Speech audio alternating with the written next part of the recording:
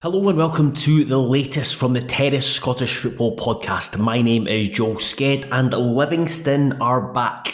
Just when the Premiership thought they had got rid of them, they return at the first time of asking. I am sure there'll be many top flight fans raging at this, at their ability to come back and defeat Ross County in the Premiership playoff, which is really funny. Joining me to review Livingston's Premiership playoff victory over Ross County in Dingwall is someone who may soon have a restraining order filed against them by Hibs and future Scottish star Kieran Bowie. It's Shaughan McGuigan. How are you, Shaughan? Hello, I am. So I've bumped into Kieran Bowie twice now in the space of about a week. So once at the Co-op when I said congratulations because he'd just been named in the Scotland squad. So basically he stays at the back for me. So I should explain that. He stays kind of round the corner in the cul-de-sac where there's nice houses as opposed to the kind of ramshackle row that I stay in. So I offered him congratulations, but then literally about 3 days later he was walking his twins, and then I was coming back from I'd been to the gym or something, and I was not bad, and I was like, oh, that seems like too quick to bump into him in twice in succession. So I was slightly worried that he maybe thought I was following him or stalking him, perhaps. He's going to be looking at his curtains every day now thinking, oh, no, there's Shaughan walking down the road, and then telling his missus, you're going to have to go to the shop. He's literally stuck in his house now, scared to bump into you. Unless he's as much as an idiot as me, and he's in his house thinking, well, I hope Shaughan doesn't think I'm stalking him. I'm sure he's got twins. I'm sure he's got a lot of other things worrying him than that.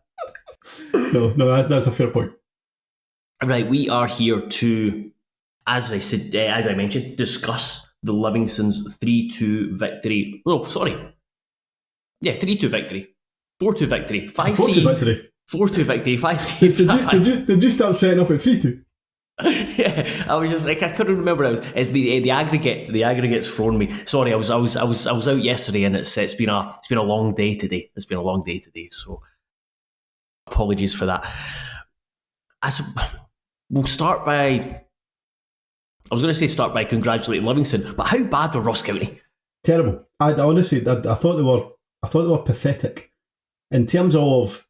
In terms of Livingston, because obviously I'm far more familiar with Livingston than I am with Ross County, and as much as maybe over the last 3 months or so, Livingston have become, like we've talked about in the lower league podcast, they've become a far more fluid team. They've become a far better team, probably because of that front three. So Martindale's come under a lot of fire this season from Livingston fans up until maybe, say, February or so, and it was just something wasn't quite working, and you can see that from the results.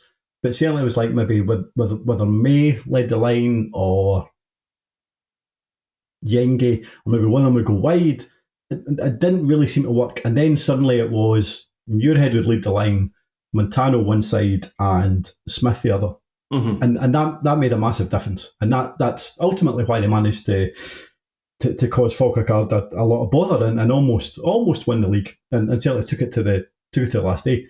But it's very, very unusual, even with the changes that Martindale has made and how they've become that wee bit better over the last 3 months. It's quite rare for Livingston to dominate a team as much as they dominated Ross County, and I would say over both legs. And I know, Ross County had half an hour. They maybe had 15 minutes in the first leg. They maybe had half an hour in the second leg. But ultimately, Livingston were the winners. And part of that was, as you see, you're talking about how bad the Ross County. Part of that was because of how pathetic Ross County were. They looked like a jobbing championship team. Yeah, absolutely. And I felt watching them a lot this season that's what they have been. And you look at their starting line, just you look at their squad, and it's a squad that is doesn't have a lot of inspiration, just has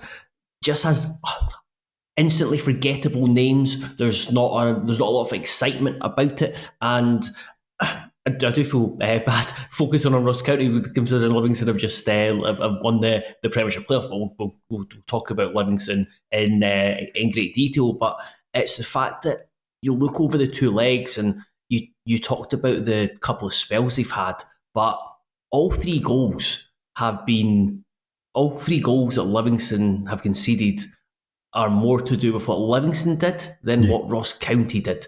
You saw obviously the penalty in the first leg. The opening goal, Nisbet, tidy finish, was well worked, but there was just gaping holes in the Livingston defence. And then you look at Fraser, who didn't really recognise the danger, where, there's a guy running into the box, maybe I should go and close him down and make it difficult for him. He just stood and watched. And then obviously the third goal, the second goal of the night, where Stephen Kelly What's first touch ever? It must have been about 8 yards from him.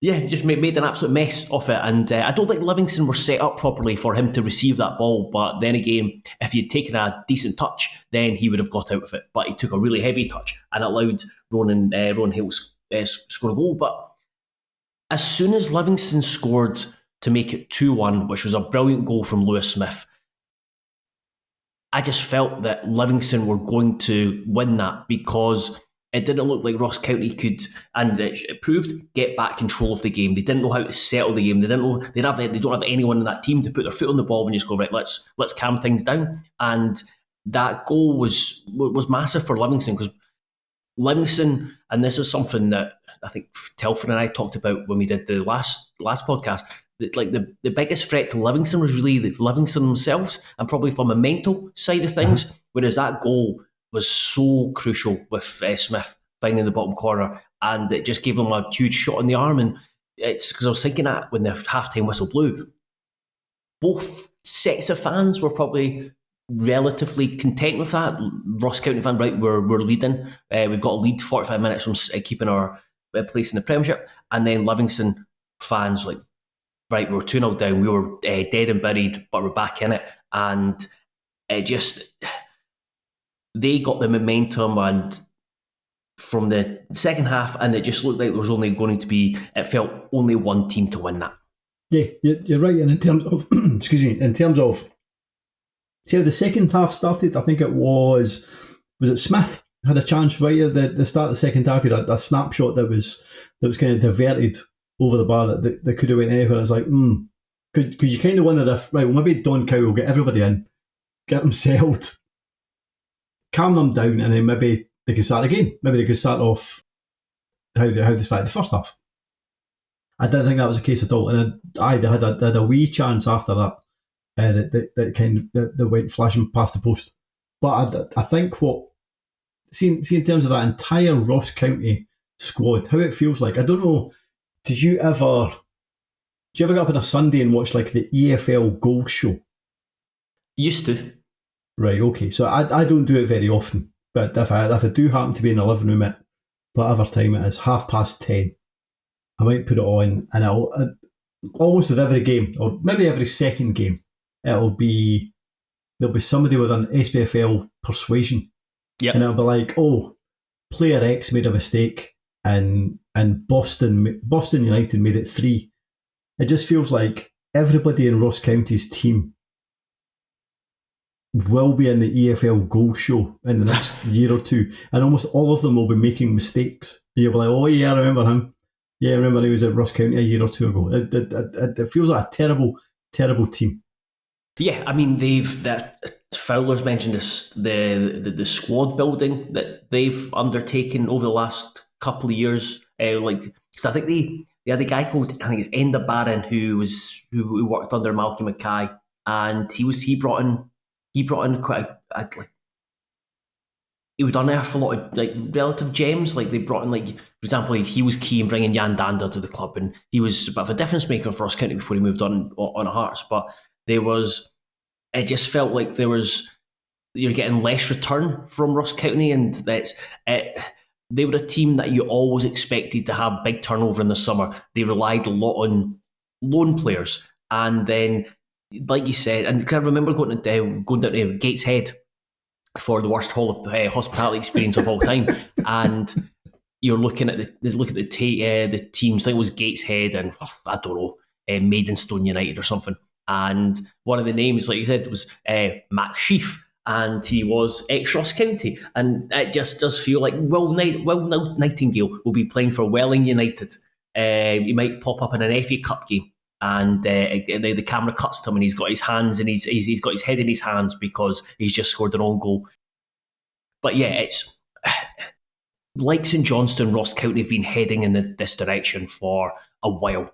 They've been reliant on individuals. It just feels like Zon Cowie's like kind of set up a team right if we pack it with defenders, too many defenders, and then hope that there's a wee bit of inspiration here and there. For example, Ronan Hale scores a goal, or Jordan White is effective. I don't think he had a strong season, and they've just been slowly but surely getting to the point where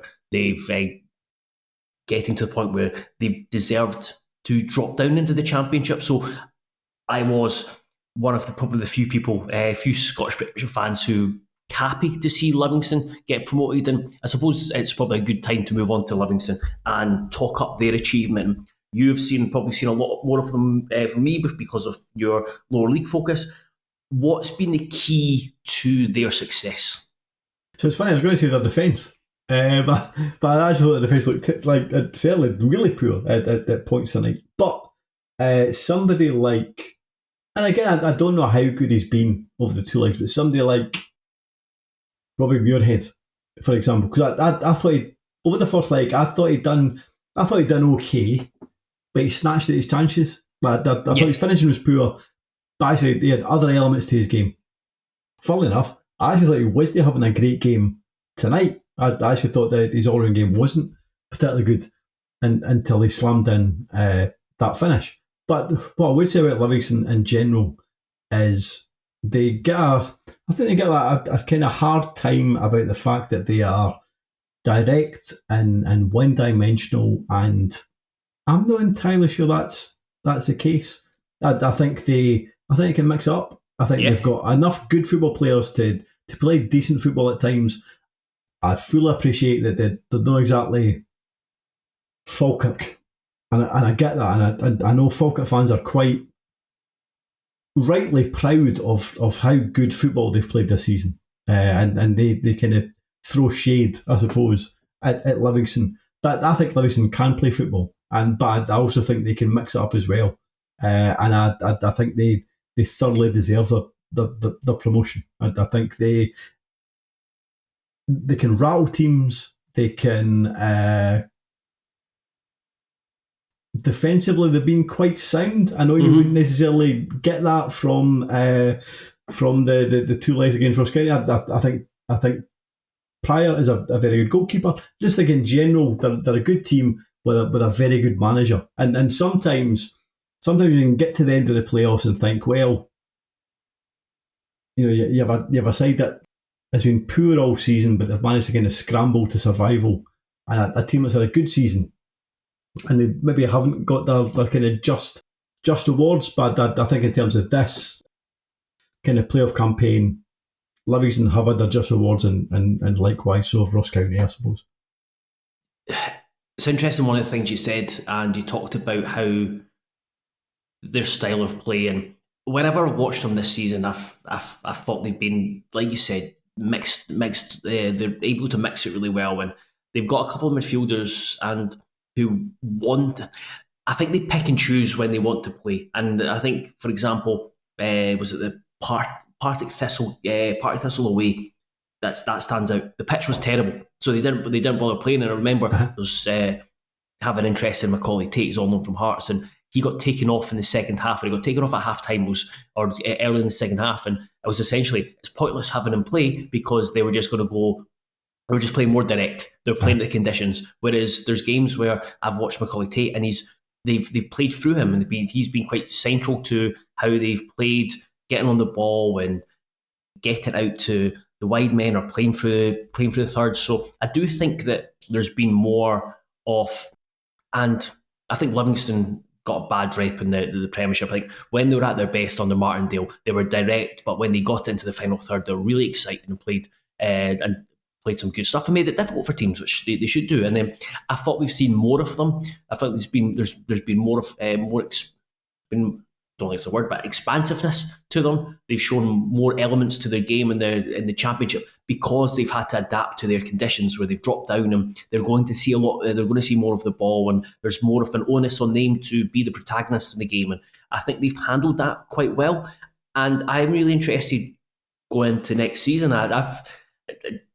Obviously a lot can change in the summer with transfers and come-ins and goings, etc., etc. But I would be more confident in Livingston having a more effective and productive campaign in the Premiership at the moment than I would be Falkirk.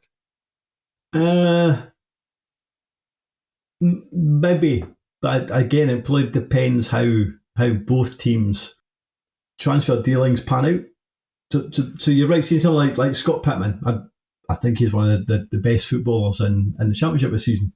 Someone like Liam Smith, for example, had an incredible end to the season. Tete Yengi is physical, and I think he's a very good footballer. So there's all these kind of different things that they can do that maybe Falkirk can't quite do, I suppose. However, I still think that both teams are potentially a wee bit behind everybody else in the Premiership. I still think they need to bring in 5-6 players that could improve their starting 11 and give them a decent shout next season in the Premiership. But I agree with that. But I would also extend it to the managers, and I think Martindale will be more pragmatic. I think the way he views football, and that pragmatism will stand Livingston in good stead compared to how Falkirk will play. And I think Falkirk will be more vulnerable to. It's like they will. I would imagine McGuigan will want them to stick with their style and principles of play and all that. And I think that's going to be how they've played over the last few years under McGuigan. I think it's going to be more difficult to be effective in the Premiership than it is where Livingston, who will be able to. It's like, we're going to Kilmarnock. Let's just bang it long, and not. I'm kind of getting to that side of things. You might be right. I think there's always been a suggestion that John McGlynn doesn't necessarily have a plan B other than stick a centre half up front. I think there might have been more signs of it this season, maybe in certain games where he has caught the opposing team unawares and maybe went a bit more direct than they were expecting. So we'll see, but I totally agree I totally see where you're coming from, I suppose. And in terms of looking at the game itself, you mentioned the kind of bring it back to the game. You mentioned that Martindale has it's kind of took him a while to figure things out, and it seems I've seen that from Livingston fans on social media. They've talked about him trying to overcomplicate things, and whereas now with the front three, it's like round pegs and round holes. The big decision for him today, in terms of his lineup, was bringing in Finlayson and moving Brandon back into the centre midfield, and that made Tate drop into the bench. It seemed like that the view was because of Ross County's physical threat for that to be more cautious with the aerial battle. And for a while you're thinking, oh, that's another example of maybe overthinking things. Yeah, no, I thought he got it wrong. I'll be honest, I thought he got it wrong. Didn't think it was working at all. And you know something, maybe until Smith's goal. Like maybe if he hadn't scored that, maybe if he hadn't picked it up, maybe if nobody from Ross County had brought him down and picked up a booking, we could sit here and say, well, Martindale's got his tactics wrong. But ultimately, it worked out perfectly well. Because other than that first 25 minutes, Livingston were far better than Ross County, and likewise in the first leg, far superior. What's been your view on Smith? Because he came through Hamilton, and there was a lot of hype around him. There was a lot of expectation. Obviously, broke through when he was really young. Like, was he part of when they were doing well and the young team doing well in Europe. I can't remember his trajectory, but he certainly came into the team and showed a lot of promise potential. I think he had a couple of injuries and then it just didn't quite work out for him. He came out Livingston and it seems like he's had more of an impact as the season's gone on. I'd like him. I think if every single defence is going to be like Ross County, then he'll be absolutely fine as a player. I think he'll have a great career. But regardless, I am impressed by him. In terms of what his ceiling is, I'm not entirely sure. Really be interested to see him in the Premiership next season. But certainly had a very good season this campaign. And you talked about Robbie Muirhead.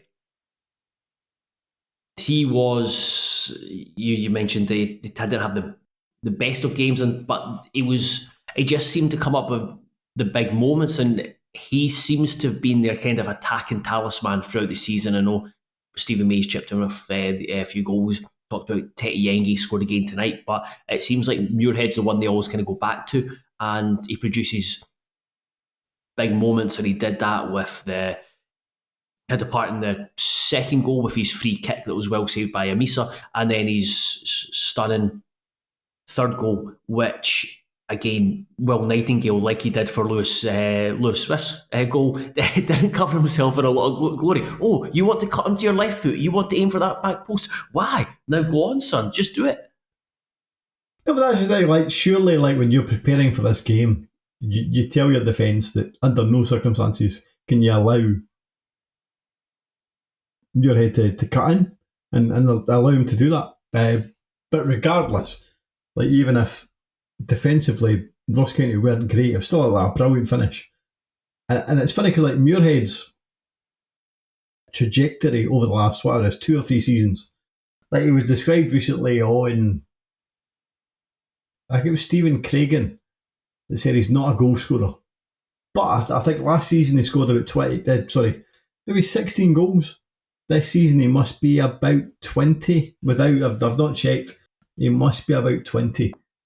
But that's he's found a kind of extraordinary level to his game, because I always thought he was let's say Rovers are playing Morton. Robbie Muirhead starts up front and like, right, well, he's a pest.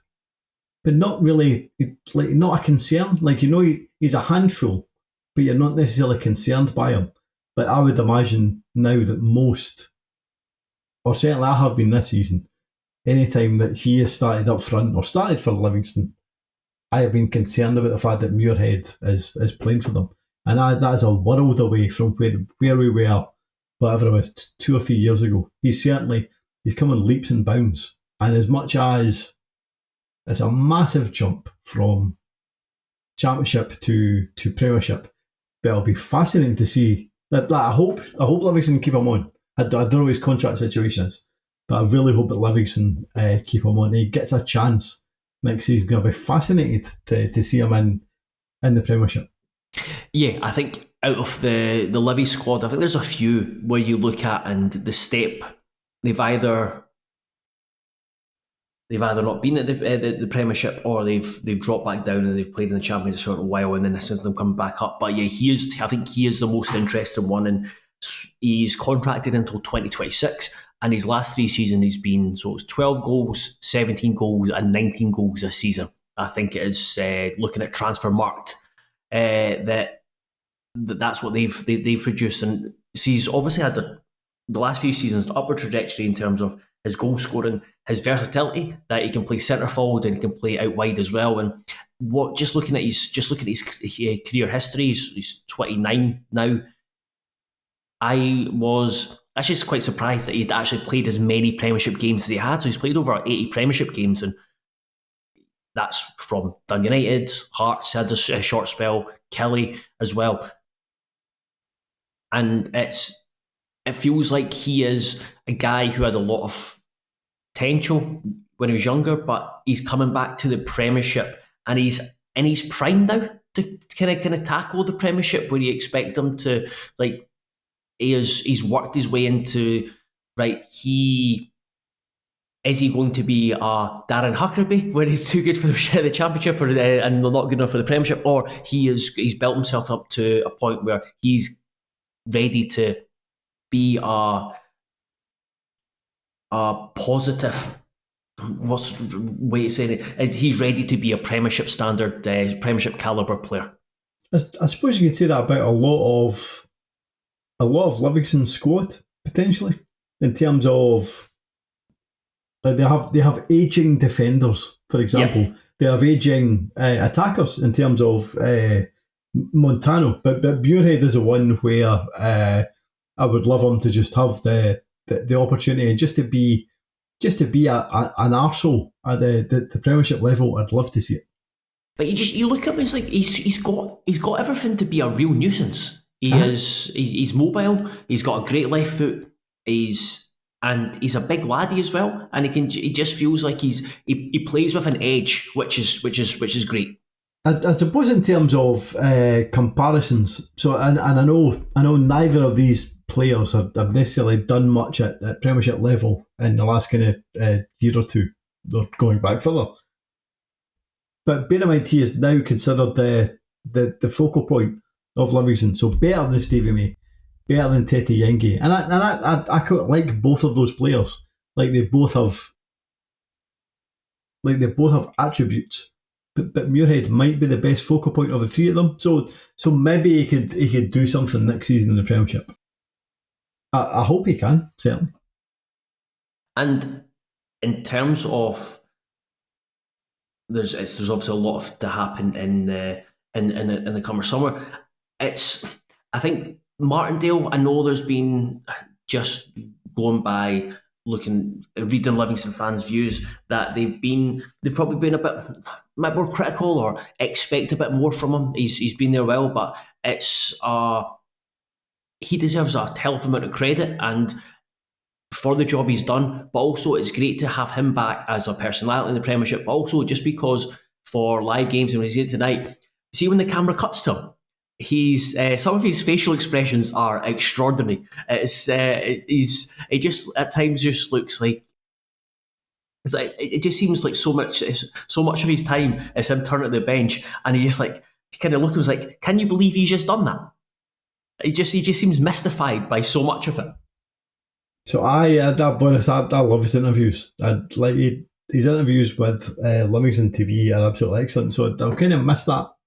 And me and Telfer are doing kind of lower league podcasts next season. But I just in general terms, I think that they're a welcome addition to the Premiership. I don't know if everybody has that opinion, but who cares?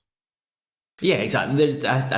I liked them when they're here. I thought I really enjoy Martindale, and like I said, his interviews are good. I feel like you always learn. I think they're both entertaining, but you also learn a wee bit from it, from like how Livingston wanted to play, or he's amusing as well. And yeah, if everyone was just playing on a nice grass pitch with a big support and all nicey and icy, it's not fun. You need someone just need an antagonist, and Livingston certainly are that. How are you feeling? Kind of wrapping up, how are you feeling about Ross County coming down to the Championship? Again, you have to caveat with a lot can happen over the summer, but as a Raith Rovers fan, would you have preferred Livingston to stay down, or are you happy with County coming down? I'd have preferred Livingston to stay down. I had a wee hope that guy that is the kind of great granddad of Ford might have been a chancellor. Which might still be the case. However, the great grandson rather than the great granddad, because it was a great granddad of Ford. Then was it Calvin Livingston Ford? Are in trouble. Calvin Ford. I don't know what his wealth is. However, there is obviously the kind of narrative that Ross County will spend money because they're now down in the Championship. So I was a wee bit worried about that. However, I suppose I now have 2 weekends away to look forward to that Johnny Foxes and the Mallard. So that'll be good. However, somebody said to me that Johnny Fox's is now a gastropub, Oh, which is slightly concerning. let me let me Google this. Johnny Fox Inverness Gastro Pub. Not. Just says pub and restaurant. Oh, maybe somebody's slaving. Yeah, not seen. I've not seen the term gastropub. Hold Maybe on. somebody's slaving. So no, there's a news article from the P&J which says Johnny Fox's it's a late night staple in Inverness, but daytime visitors are fueling a restaurant boom. One of Inverness' best known pubs forged its reputation as an end up venue, but a new focus on food is changing local perceptions of it. I'm not going there for food. I'm going to the end of the night. Yeah, it's there to it is an end up venue. I remember I think the last time I was in, and it was just this wasn't literally, but it felt like I was just stepping over a fight to get to the bar, and just it's a great pub just to take in the real Inverness. So yeah, you get trips to that. Mallard is an institution. The only other thing I was going to say about Ross County is see if they spend so much money, why did they not spend money this season so they didn't get relegated? But if they did spend money this season, then they've pissed up the wall because they brought in some amount of dross. But I did see. So one of my pals is he's got a real issue with Roy McGregor, and I think it probably traces back to the Hearts demotion / relegation thing around COVID. And so he was taking full joy in Ross County going down tonight. But so he shared a image of McGregor speaking after they beat Raith Rovers last year, and he's basically Roy McGregor insists the club will not be in the same position for a third successive season. Technically, you're right, but but also badly wrong with that. Kind of just finishing up on Livingston, the game. Is there anything you want to add, or anything that we feel like you've missed out? Speaking about more so Livingston, because we've given Ross County a right good kicking. No, I don't think so. No, just fair play to Livingston. They've had. I feel they've Falkirk fans have very much piled on Livingston this season for suggesting they might not be much of a good team, but I disagreed. So fair play to them. I'm glad they've had a just reward, I suppose.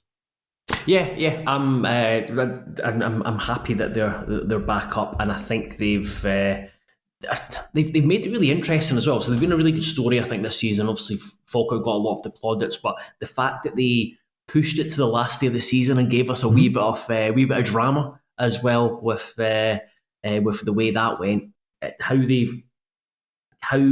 they have, or Martindale has put together a squad that was ready to bounce back. I think he went about it the right way with a lot of experienced guys, but then there was also, you had guys who stayed with the team, you had guys that brought in who loads of experience. Danny Wilson, Ryan McGowan, gave them a really solid foundation.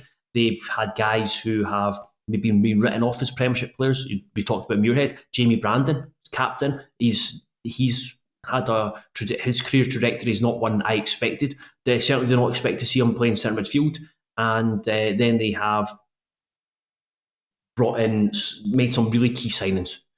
Whether it was Spencer, whether it was Pryor between the sticks, a really, really good goalkeeper, or Macaulay Tate, who came in from Hearts in January, and both Martindale and the fans talked up his impact and influence in the team. So yeah, I just think fully deserved. I'm very pleased that they have gone up, and at expense of Ross County as well, because it just feels like the last few years Ross County have just been kicking the can, like the same mention about St Johnstone, just kicking the can down the road. It's like eventually, if you're getting dragged into the fight to avoid the 11th place or playing playoff matches, this was what was this?